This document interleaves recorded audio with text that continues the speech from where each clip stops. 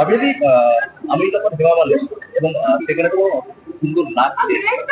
তোমার ছবিতে অভিনয় চরিত্রটা সম্পর্কে। হ্যাঁ, চরিত্রটা হচ্ছে অ্যাকচুয়ালি একটা মহিলা, সে একটা মিডল এজ মহিলা যার হাজবেন্ড নেই, কিন্তু সে খুব হেমা মালিনীর ভক্ত।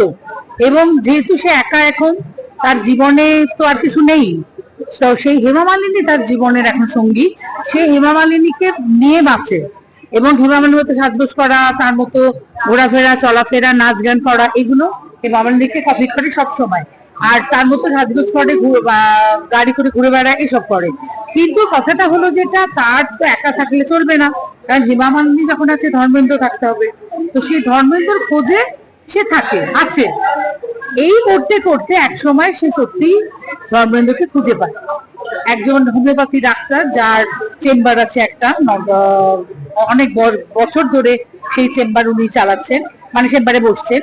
তো সেইখানে গিয়ে হেমা মালিনী উপস্থিত হয়, কেননা সেখানে ধর্মেন্দ্রকে খুঁজে পাওয়া গেছে। তো সেইখান থেকে গল্পের শুরু।